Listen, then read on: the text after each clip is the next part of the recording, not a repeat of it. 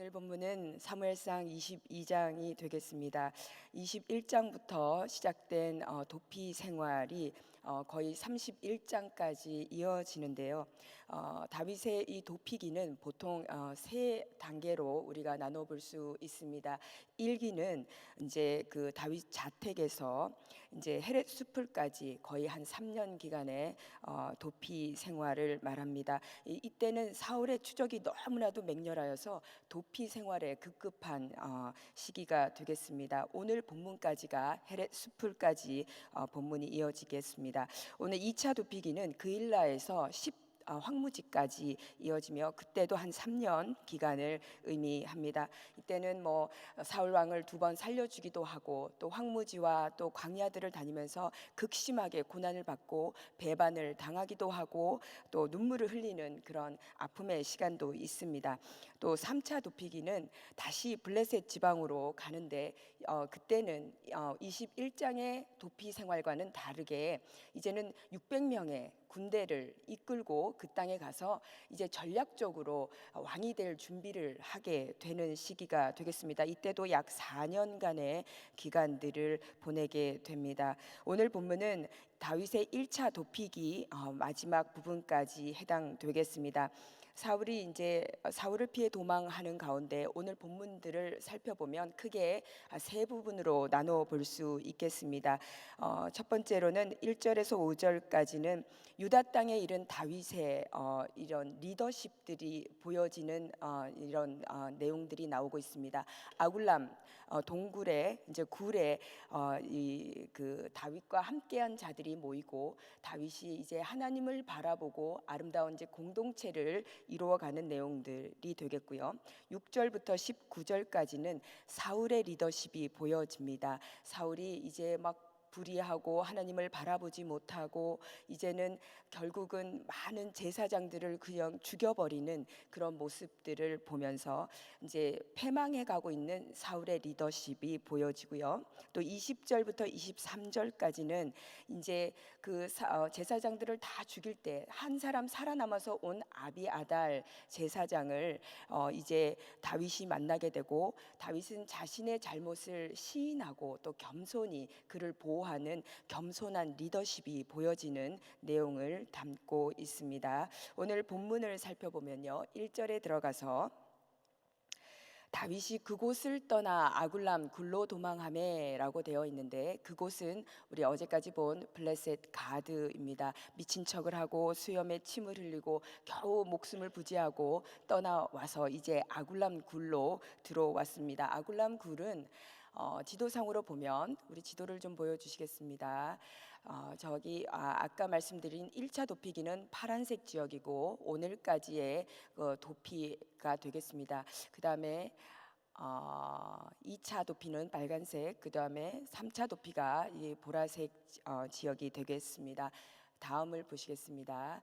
가드, 그 다음에 아둘람 이렇게 나오죠. 아둘람 굴은 가드와 또 다윗의 그 고향이죠. 베들레헴 사이에 있는 이런 국경지대에 있는 이런 굴이 되겠습니다. 그림을 한번 보시면 뭐 이렇게 생겼다고 해요. 그래서 입구는 생각보다 좁고 이렇게 겨우 한 사람이 끼어 들어갈 수 있는 이게 처음에는 이렇게 조금 열려 있는데 안으로 들어가다 보면 한 사람씩 이렇게 들어가야 되는 입구에서 더 깊이 들어가다 보면 600명, 700명이 이렇게 거할 수 있는 이런 장소가 되어 있다고 합니다. 아무튼 이런 모습인데요. 다윗이 이제 지명 수배자가 되었죠. 그러다 보니 다윗만 불편한 것이 아니라 다윗의 온 가족도 이렇게 어려움을 당했습니다. 그래서 다윗이 아둘람 굴에 숨어 있다는 얘기를 이제 은신처를 알게 되고 가족들, 형제들이 다윗에게 모여들게 됩니다. 1절 하반절을 보시면 형제와 아비의 온 집이 이제 듣고 그리로 내려가서 그에게 이르렀다라고 얘기를 하고요. 또 뿐만 아니라 2절을 보시면 많은 상처받은 사람들이 함께 모여들었습니다. 환난당한 자, 빚진 자, 그리고 원통한 자들까지도 모여들어서 결국 400명이나 되는 이 사람들이 모여들었는데, 이 400명이라는 숫자는 사실 남자의 숫자고 여자들까지 한다면 한 600명, 700명이 되지 않을까 추정해 봅니다. 그 와중에도 또 다윗의 또 다른 면모를 하나 보는데, 3절을 보시면 다윗이 이제 모압 미스베로 가서 이게 막 이렇게 도망의 삶을 살다 보니까 연로하신 부모님을 자기가 이렇게 잘 모시기가 어려우니 이 모압 지방으로 가서 왕에게 부모님을 의탁하는 모습이 나옵니다. 공고한 상태일지라도 정말 가족을 돌보고 정말 겸손한 리더십을 형성해 가고 있는 우리 다윗의 모습을, 다윗 왕의 모습을 볼 수 있습니다. 아무래도 모압은 다윗의 증조모이죠. 룻의 고향이 되기 때문에 아마 모압 지방으로 가서 부모님의 부모님을 이렇게 의탁했던 것 같습니다. 어려움 중에도 이렇게 돌볼 수 있는 넉넉함이 있는 다윗의 면모를 보여주고 있습니다. 그리고 다윗은 요새로 돌아와서 우리 보면 하나님의 뜻을 구하고 하나님의 뜻이 무엇인지 알기까지 그 요새에 거하는 모습들을 보게 됩니다. 바로 앞장 21장의 다윗의 모습과는 사뭇 이제 다른 모습을 이렇게 보여주고 있습니다. 다윗은 이제 더 이상 개인이 아니고 큰 무리를 이끄는 리더가 되어 가고 있는데요. 신종 국가의 왕으로서 이 면모들을 하나씩 갖춰가고 있습니다. 그때 5절의 말씀을 보시면 갓 선지자가 다윗에게 이르러서 이제 더 이상 요새에 있지 말고 헤렛 수풀로 유대 땅으로 들어가라라고 말합니다. 아무래도 그 요새가 이제 아굴람에서 떠나서 그 모압 지방 변경 지역에 있지 않았을까 이렇게 추정을 해봅니다.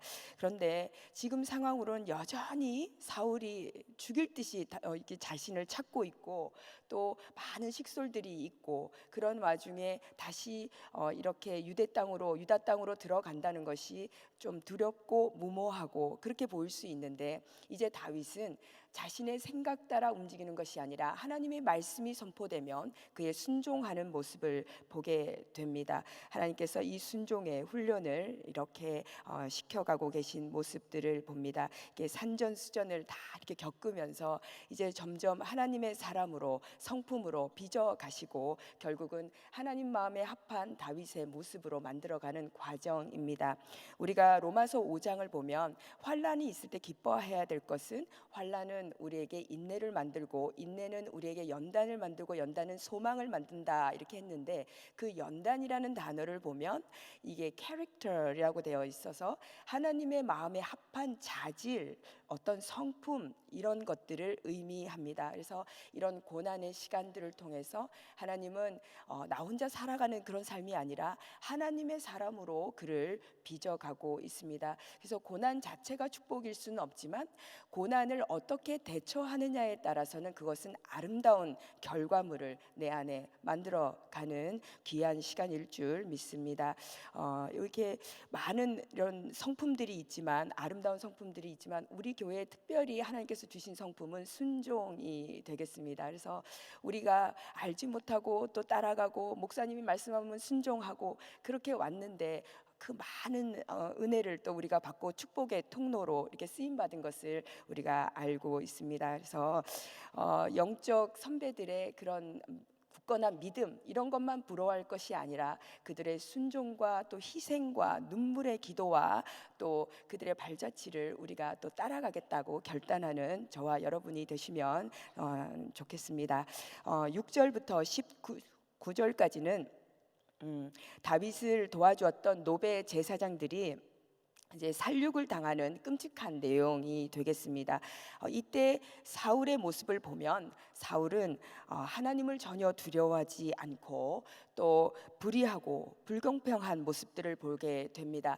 7절 말씀을 보면 그 자신들의 측근들을 부를 때 베냐민 사람들아라고 이렇게 부릅니다. 그러니까 12지파에 골고루 이렇게 인재를 등용을 해야 되는데 자신의 신변을 보호하기 위해서 베냐민 사람들, 베냐민 지파 사람들만 등용을 한 모습들을 보고 이미 그 땅에는 그 이세의 아들이 너희에게 뭐 천부장과 백부장을 주겠느냐, 땅을 포도원을 주겠느냐 이런 말씀을 볼 때 이미 다른 지파의 것들을 빼앗아서 베냐민 지파에게 주고 그런 불의한 그 사울의 모습을 우리가 볼 수 있습니다. 그리고 무엇보다도 영적으로 타락하고 또 불안한 정신 상태를 갖고 있었던 것을 보게 됩니다. 사울의 정신병력을 요즘 말로 한번 풀어본다면 자기애성 성격 장애가 아니었을까라고 얘기하는데 너무너무 시기 질투도 많고 또 내면이 너무너무 허약해서 자기 잘못을 시인하지도 못하고 또 타인에게 이런 경쟁 의식이 너무 많아서 모든 것을 또 타인의 탓으로 돌리기도 하고 이런 여러 가지 공감력도 부족하고 이런 모습들을 이렇게 보이고 있는데요. 아무튼 그는 이 망상증까지 이렇게 더해져서 일어나지도 않았던 일까지도 일어난 것처럼 이렇게 생각하는 것들이 이렇게 계속 보여지고 있습니다. 이후의 내용은 이제 도액의 밀고로 제사장들이 죽임을 당하고 이제 그 중에 한 사람이 살아남아서 20절부터 23절 아비아달의 아비아달 제사장은 이제 다윗에게로 가지요. 그래서 다윗이 이제 그를 보호하고 안전을 이렇게 제공해 주는 모습들을 볼 수 있습니다. 그런데 우리가 17절을 한번 보시면 17절을 한번 보시겠습니다. 왕이 좌우의 시위자에게 이르되 돌이켜 가서 여호와의 제사장들을 죽이라.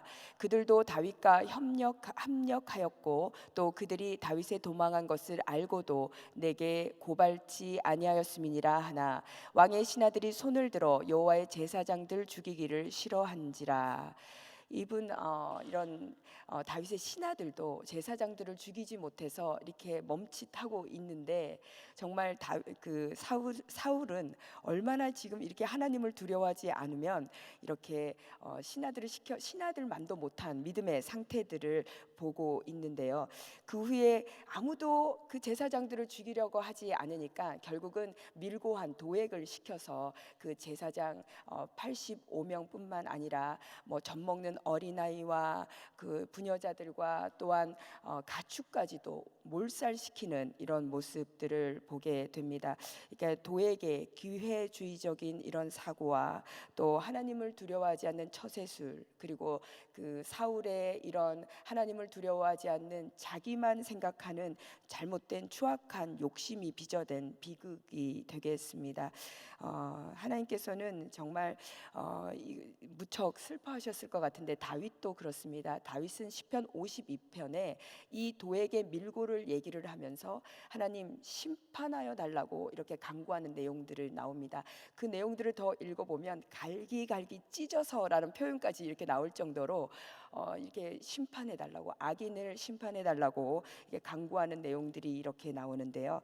아무튼 우리가 이 시대를 살아가면서 정말 이 시대가 점점 악해져 가고 있지만 우리는 정말 하나님을 바라보며 아름다운 영성으로 살아가야 될 줄 믿습니다. 오늘 사울의 시기심 그리고 도액의 그 간악함이 빚어낸 이 사건들을 보면서 근데 이것이 또한 애매하게 당하는 고통만은 아니었다라는 것을 또 알 수 있습니다. 이 아히멜렉 가문은 엘리 제사장 가문의 후예인데요. 사실은 사무엘상 2장에 보면 엘리 제사장 가문은 이제 하나님께서 심판하셔서 이제 끊쳐지리라라는 그 예언을 이미 받았습니다. 그 이후에 이 예언의 성취라고도 사실은 좀 볼 수 있는데요. 아무튼 우리가 정말 시대를 살아가면서 하나님 앞에 늘 깨어 있고 하나님 보시기에 아름다운 신앙을 가져야 되겠다라는 것을 더 한번 생각해 보게 됩니다. 오늘 한 절 말씀입니다. 2절입니다. 같이 합독하시겠습니다. 환난당한 모든 자와 빚진 자와 마음이 원통한 자가 다 그에게로 모였고 그는 그 장관이 되었는데 그와 함께한 자가 400명 가량이었더라. 아멘. 민심은 곧 천심이다라는 말씀이 있습니다. 정말 대부분의 사람들의 마음이 항상 옳은 것은 아니죠. 그렇지만 이 말의 뜻은 왕이라면, 적어도 리더라면 그 백성들을 위하는 정치를 해야 된다. 나라를 사랑하고 백성을 사랑하면서 이렇게 치리해야 된다는 것을 메시지로 담고 있습니다. 오늘 다윗 아둘람 공동체의 모습을 보면서 우리가 속한 가정, 또 우리가 속한 교회, 뭐 가정교회, 그룹, 그리고 나의 직장, 우리가 속한 모든 공동체는 어떤 모습일까 한번 생각해 보면 좋겠습니다. 히브리어로 아둘람은 은신처, 피난처란 뜻을 갖고 있습니다. 아둘람에 모여 있던 사람들이 어떤 사람이었나요? 첫 번째로는 환난당한 자입니다. 대적자로부터 말할 수 없는 핍박을 받아서 고통과 비탄에 빠져 있는 상태를 의미합니다. 그 다음에 빚진 자들이 모여들었는데요. 물질로 인해서 극심한 고통 가운데 있던 자들이 몰려왔습니다. 그리고 마음이 원통한 자를 이렇게 몰려왔는데, 이때 마음은 지정의를 모두 이렇게 지칭하면서 슬픈 일을 당해서 마음에 그 말할 수 없는 눈물을 갖고 있는 자, 이런 상태의 사람들이 모여들었습니다. 400명의 사람들이 사울의 추격을 피해서 이렇게 도피한 다윗에게 이렇게 그들도 피신하여서 이렇게 모여 있는 상황입니다. 다윗은 아둘람의 상황을 어떻게 표현했냐면 57장 시편 57장 1절을 보면요. 하나님이여 나를 긍휼히 여기시고 나를 긍휼히 여기소서. 내 영혼이 주께로 피하되 주의 날개 그늘 아래서 이 재앙이 지나가기까지 피하리이다. 주의 날개 그늘 아래로 주의 보호하심을 받으러 이렇게 피신했다라고 말씀하고요. 또 시편 142편도 이 아둘람 굴 때 지은 시인데요. 또 어떻게 표현하고 있냐면 4절 5절을 보시겠습니다. 같이 합독하시겠습니다.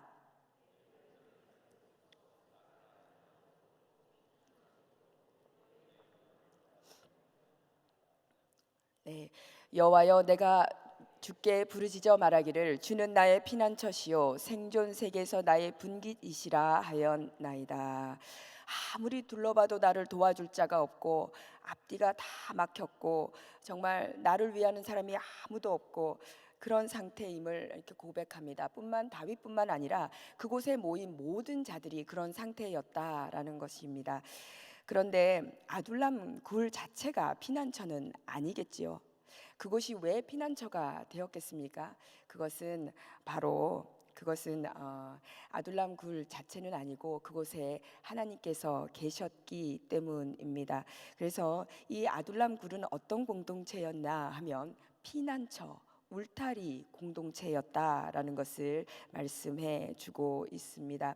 하나님께서는 아둘람 굴에서 반석이 되어 주시고 또 생명이 되어 주시고 방패가 되어 주시고 구원의 뿔이 되어 주시고 그들의 피난처요 요새가 되어 주셨습니다.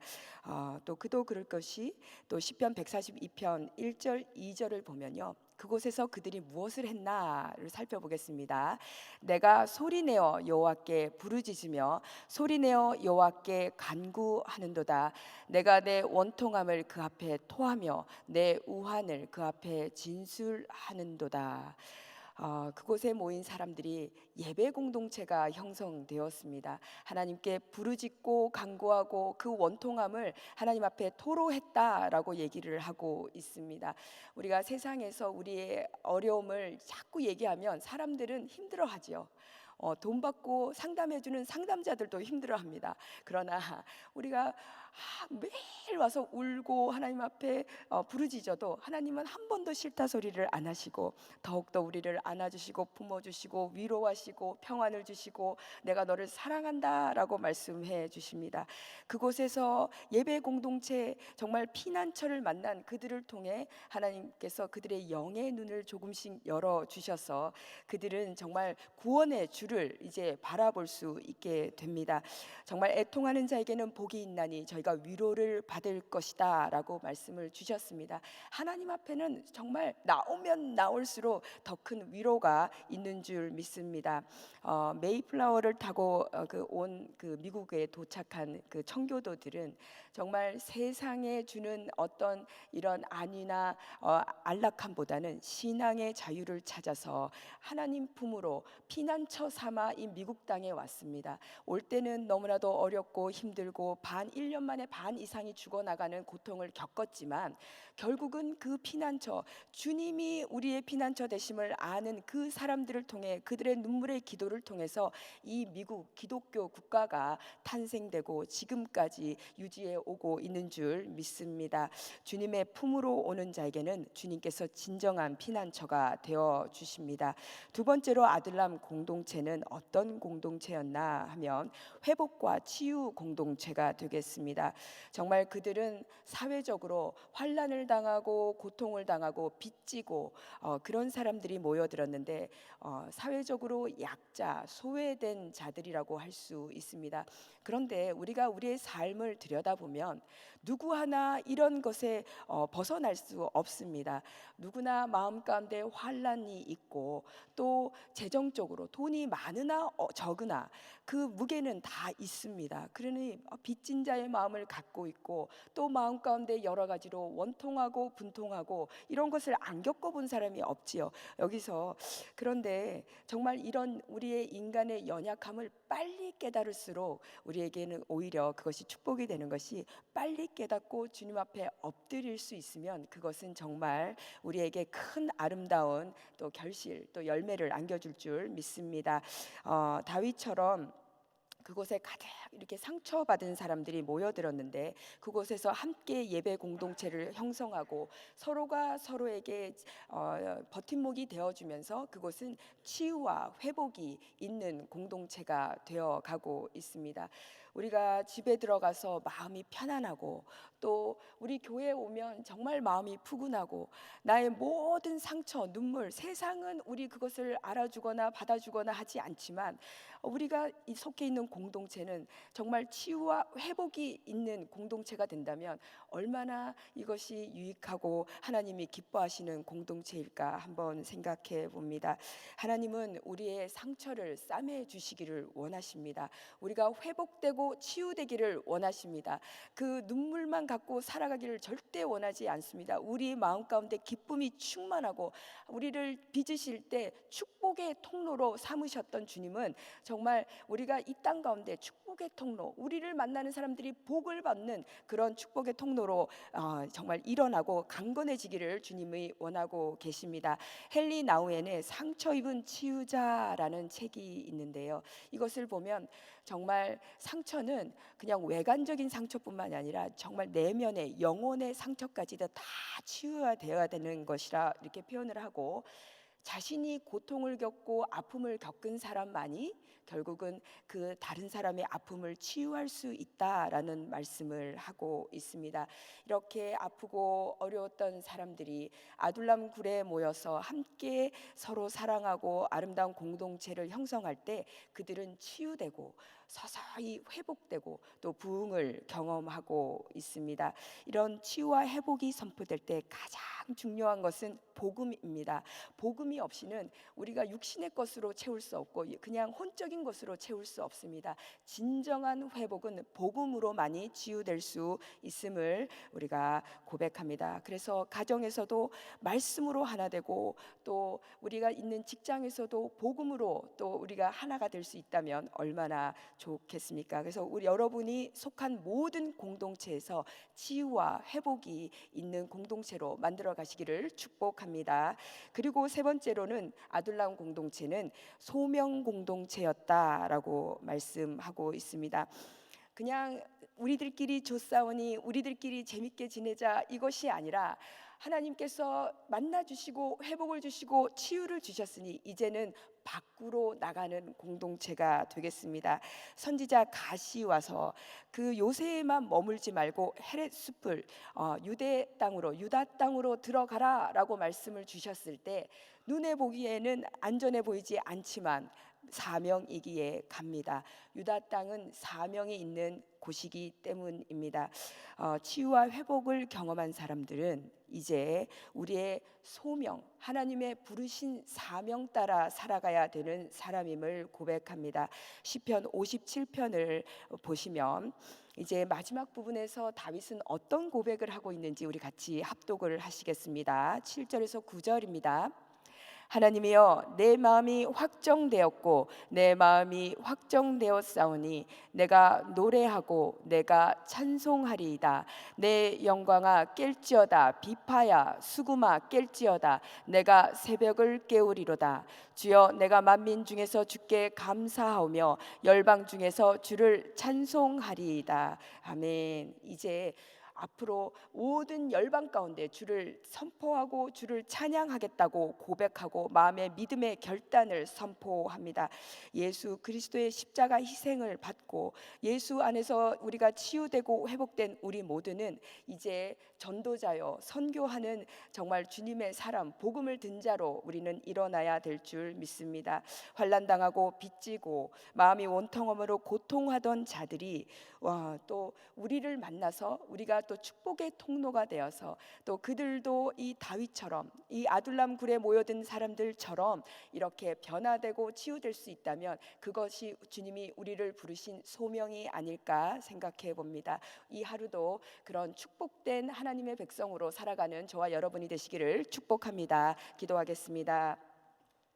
사랑의 하나님 아버지, 감사합니다. 또 짧은 시간 하나님 말씀을 나누었습니다. 하나님 부르심에 합당한 삶을 살게 하시고 이 하루도 축복의 통로로 우리 모든 성도님들이 가는 곳마다 정말 그리스도의 영향력이 미쳐지고 정말 빛과 소금의 역할을 감당하는 모든 성도의 삶이 될 수 있도록 축복하여 주옵소서.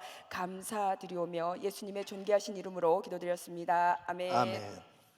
우리 말씀 생각하시면서 모든 상황 속에서 같이 찬양합니다.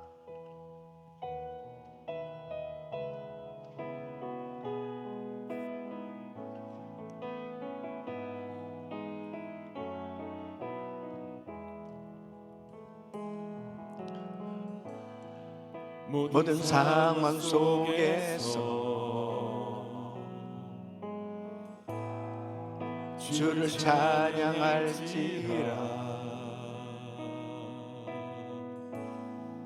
주는 너의 큰 상급,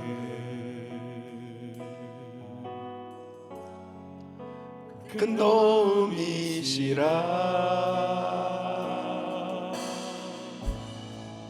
주의 얼굴 구할 때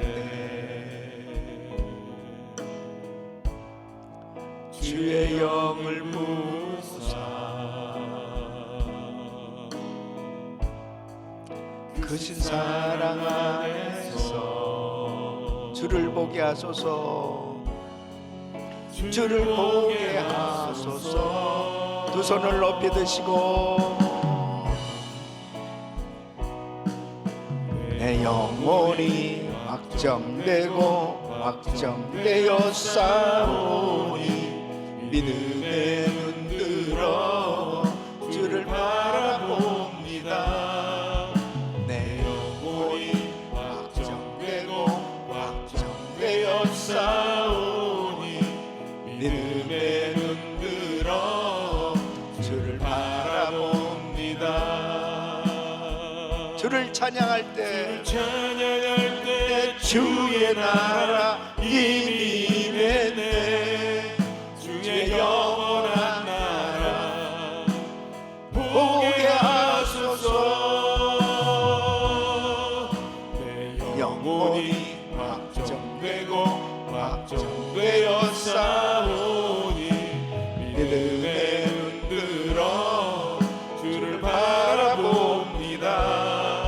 내 영혼이 확정되고 확정되어 싸우니 믿음에 눈들어 주를 바라봅니다. 아멘. 아멘.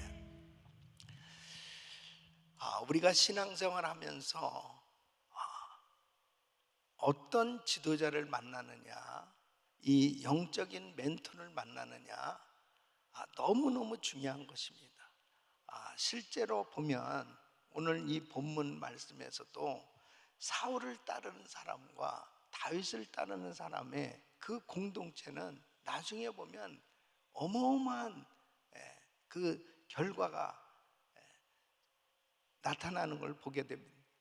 이 아둘람 굴에 모였던 사람들은 다 환난당한 사람, 빚진 자, 마음이 원통한 자, 이런 사람들이 결국 다윗과 함께 위대한 통일 왕국을 세우는데 아주 혁혁한 용사들로 바뀌어집니다.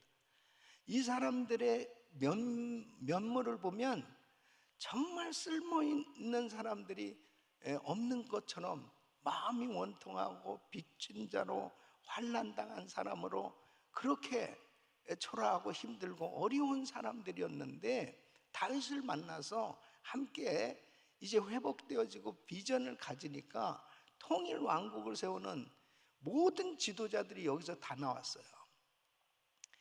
그러나 이 사울은 계속해서 이 시기심이 발동해서 이기적인 분노를 표출하는 것이 잘못된 결정을 계속하는 거예요. 거기에서 그를 따르는 사람들은 결국은 잘못된 일을 계속 죄를 지으면서 하나님 앞에 범죄자로 그리고 실패자로 끝나버린 거예요. 하나님이 왕의 자리에 세워주셨고 모든 것들을 다 주셨지만은 백성들을 위해서 일하지 못하고 결국은 이기적인 자기의 욕심을 채우고자 하는 생각 때문에 결국 사탄 귀신이 역사하니까 잘못된 일만 하다가 끝나는 것입니다.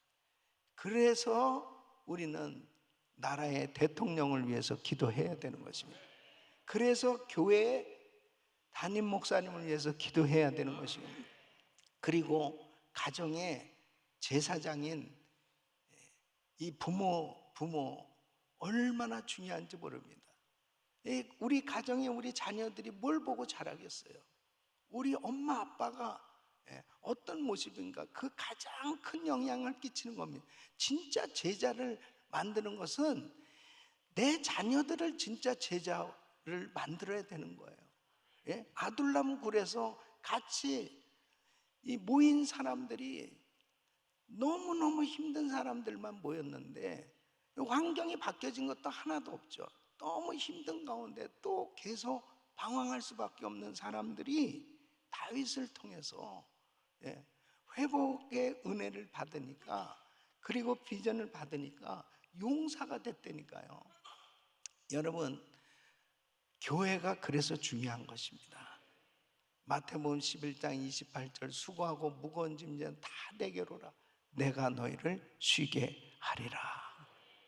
교회가 진정한 피난처가 되고 진정한 학교가 되고 훈련 장소가 되어서 교회 들어왔을 때는 환난당하고 빚지고 상처받고 정말 힘들고 어려웠었는데 은혜교회에서 신앙생활하는 동안 다 회복되는데 바로 예수 그리스도를 구주로 영접하고 예수님이 나의 진정한 주님이 되셔서 그 주님을 아름답게 섬기는 가운데 모든 것이 회복되고 세계 선교를 감당할 수 있는 그런 주님의 제자들로 세워져서 위대한 간증자, 축복받은 모델 성도로 세워져서 쓰임받는 귀한 성도의 삶이 되시기를 축원합니다. 그것이 우리 교회 비전인 것입니다. 한 분 한 분이 주님의 제자로 세워져서 세계 선교를 감당할 수 있게 하여 주시옵소서. 어떤 분이 와서 상관없어요. 환난 당하고 빚지고 마음이 원통하고 상처받고 질병으로 인해서 절망적이고 낙심할 수밖에 없는 그런 사람들이 교회에 와서 예수님 만나고 그 주님이 주신 은혜로 다 모든 것이 회복되어서 하나님 앞에 귀하게 쓰임받는 바로 아둘람 공동체 같은 교회가 될 수 있기를 바랍니다. 사랑하는 성도 여러분, 정말 우리 한 사람 한 사람이 금년 한 해 동안 교회에서 신앙생활하면서 나는 어느 만큼 변화받고 있는가, 내가 정말 주님의 제자로 하나님 앞에 쓰임 받을 수 있는 이런 용사로 그렇게 성장하고 있는가 다시 한번 살펴보시고, 또 우리 가정의 우리 자녀들 역시 마찬가지입니다. 그리고 이 나라의 지도자들을 위해서 기도해야 되는 사명이 이렇게 중요하다는 것을 인식하시고, 오늘도 여호와는 나의 목자시니 내가 부족함이 없으리로다, 진정한 목자 되신 우리 주님 앞에 부르짖고 나가며 반드시 하나님께서 주신 은혜로 회복과 치유와 비전을 받는 시간 될 줄로 믿습니다. 두 손을 가슴에 모시고 몸이 아픈 분들 아픈 곳에 손 얹으십시오. 하나님 아버지 하나님 앞에 참으로 모든 상황 속에서도 주님만이 우리의 진정한 목자가 되셔서 우리 주님이 정말 부어주시는 은혜로 회복될 때 하나님 승리하게 되는 줄로 믿습니다. 우리 교회가 환난당한 자, 빚진 자, 마음이 원통한 자, 질병을 가진 자 모든 사람들이 와서 다 용사들로 바뀌어지게 하여 주셔서 정말 이 시대에 하나님이 기뻐 쓰실 수 있는 세계 선교를 감당할 수 있는 용사들로 세워지게 하여 주셔서 간증자들 그리고 축복받은 모델 성도로 세워져서 하나님의 영광을 선포하며 하나님의 역사를 이루어갈 수 있게 하여 주시옵소서. 예수 그리스도의 이름으로 명하노니 모든 암세포는 없어 질지어다, 모든 불치병 깨끗함을 지어다. 예수 그리스도의 이름으로 명하노니 모든 흑암에서 떠나 가정에서 떠나 갈지어다, 자녀들에게서 떠나 갈지어다, 사업장에서 떠나 갈지어다, 교회에서 떠나 갈지어다. 주여 역사하여 주셔서 하나님의 말씀으로 든든히 세워진 주님의 제자들 되게 하여 주시옵소서. 이제는 우리 주 예수 그리스도의 은혜와 우리 하나님 아버지의 그 무한하신 사랑과 성령님의 감동 감화 교통 충만 없인 은총이 우리의 진정한 피난처시요 진정한 보호처는 오직 예수, 오직 주님의 은혜 안에서 모든 것이 회복되어 땅끝까지 세계성격 감당하는 우리 교회 되기를 원하는 모든 성도들 머리 위 이제로부터 영원토록 함께 있을지어다. 아멘. 아멘. 이제 기도하실 자리 잡으시고 그레이스 타임 기도 제목들 가지고 믿음으로 기도합니다. 담임 목사님 가정과 사역을 위해서 집중적으로 기도해 주시고, 또 한 부서는 오늘 그룹 13 위해서 13그룹을 위해서 기도해 주시길 바랍니다. 그룹 담당 목사님 김동철 목사님, 또 그룹장 문재성 집사님, 문현지 집사님, 이 그룹장 가정 그리고 가정교회 목자들 위해서 성령 충만할 수 있도록 또 우리 그룹 13 성도들을 축복하면서 기도해 주시길 바랍니다. 한 분의 선교사님 가정은 몽족 선교를 하는 우리 황인주 선교사님, 황사라 선교사님 가정과 사역을 위해서 기도해 주시길 바랍니다. 특별히 대한민국을 위해서 집중적으로 기도해 주세요. 전쟁 가운데 있는 나라들을 위해서도 주여 부르짖고 기도합니다. 주여, 주여, 주여. 걸어가시고 존귀하신 아버지 하나님, 은혜와 사랑을 감사합니다. 하나님 아버지 하나님, 주여 저희들을 사랑하셔서 오늘도 말씀 주시고 은혜 주심을 감사합니다. 아버지 하나님, 주여 말씀 붙들고 기도하는 성도들 기억하시고 성령의 충만한 은혜로 주여 역사하여 주시옵소서. 더욱더 간절히 부르짖고 기도하세요. 주여, 주여, 주여.